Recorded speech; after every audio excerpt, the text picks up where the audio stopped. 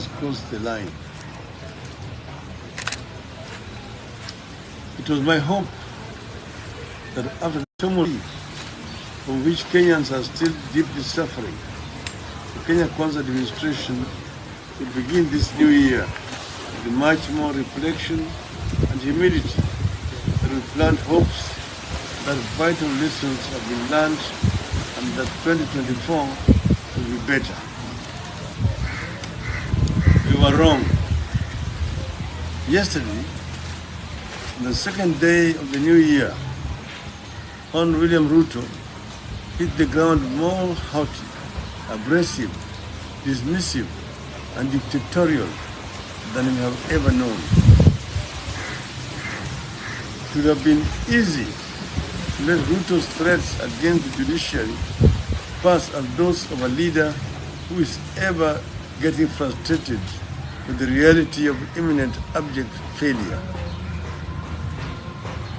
Certainly, the threats that Kenya Kwanza regime continues to huff and puff about must be seen in their correct context as a scapegoating and diversionary tactic from the pressing social and economic pressures the regime has subjected the people to. On the subject of Mr. Ruto's latest strange rage, judiciary is too critical to the well-being of our country and our democracy, making it extremely important that we call Ruto out and tell him that he has crossed the line.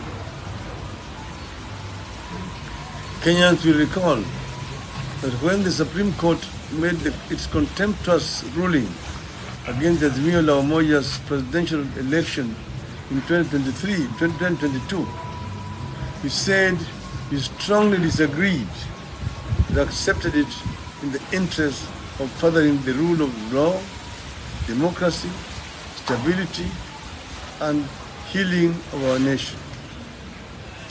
It remains our position to date that disobeying court rulings is a sure path to chaos and the collapse of a nation. Mr. Ruto has captured Parliament, and bills now come straight from State House and get ratified by the lawmakers. Sometimes up to 2 bills or 3 are ratified in one afternoon. There's no debate in Bunge these days on bills.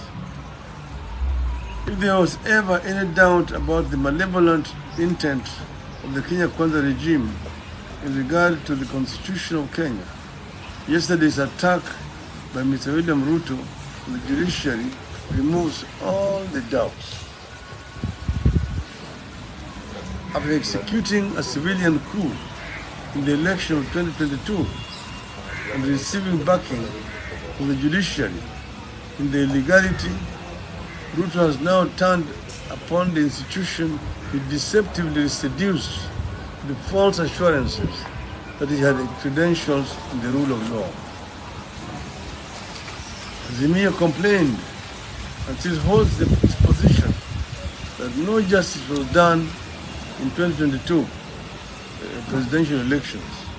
But after we have at every corner stood unwavering in our respect for the judiciary, the judges and the decisions. Ruto's entire political career has been saved by the judiciary. When he was charged with the fraud and stealing of Kenya pipeline land, it is the judiciary that saved him. When he was sued to stop his presidential bid with President Uhuru Kenyatta on account of commission of crimes against humanity, it is the judiciary that saved him.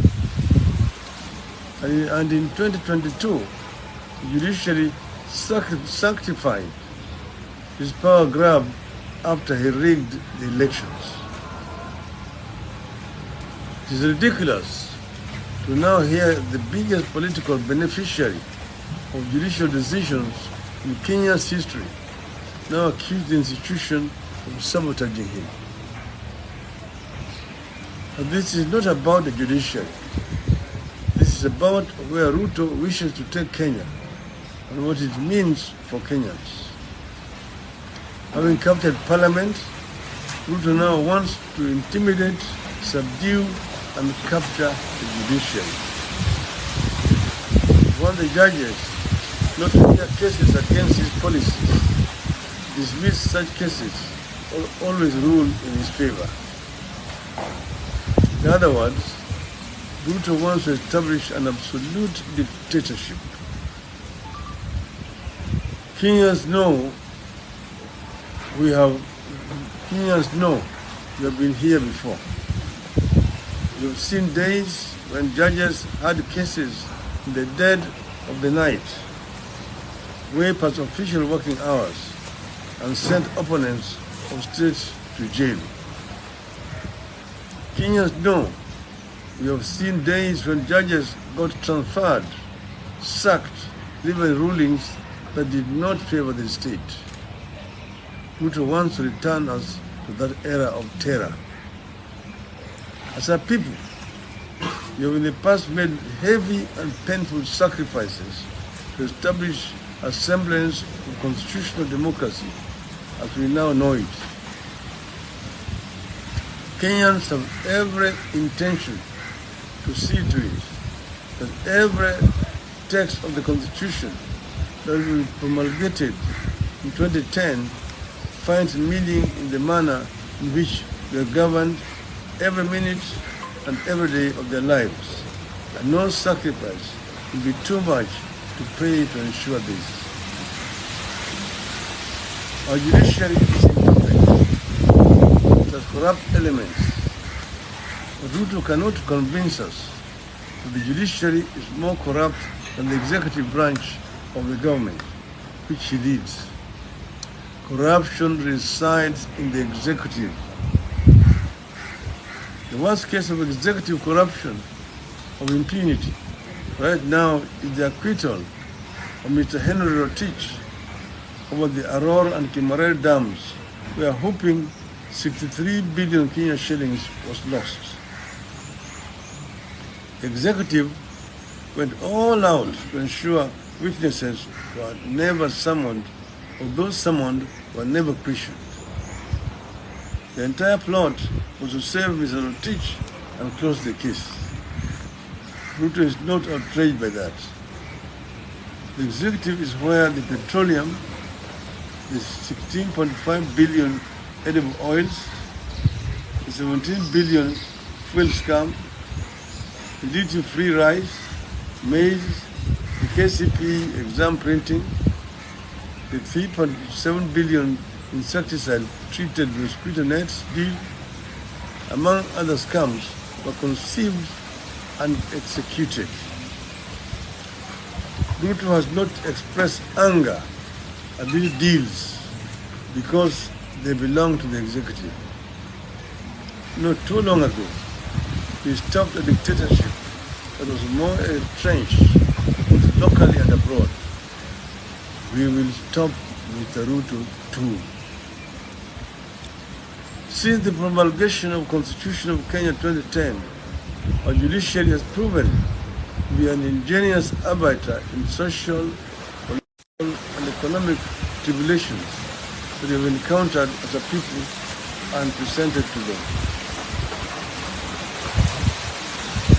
The courts have set the pace in clarifying the intentions of the people of Kenya expressed in the text of the Constitution, both for and against the government. In doing so, the courts have shown valor in the interpretation of the law and never shied from speaking the truth to power when the occasion demanded it. The Kenya Kwanza regime must therefore be no exception, as Mr. Ruto now imagines it should be. We appeal to the judiciary to stand firm in defense of the professionalism, independence, rule of law, and constitutionalism.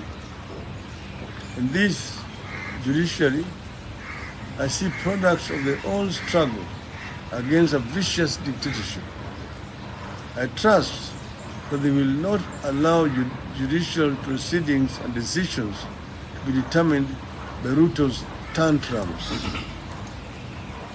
With all its weaknesses and challenges, the judiciary, alongside external vigilance by citizens, remains our best bet against a return to dictatorship.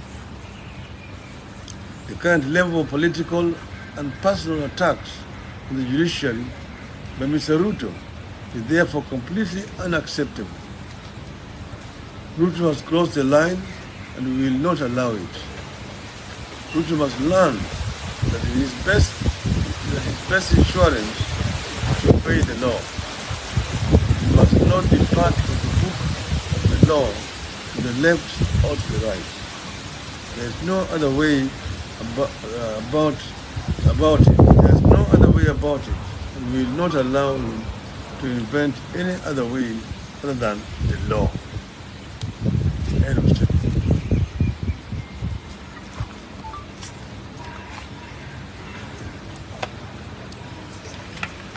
Meisha. Kwisha, halas.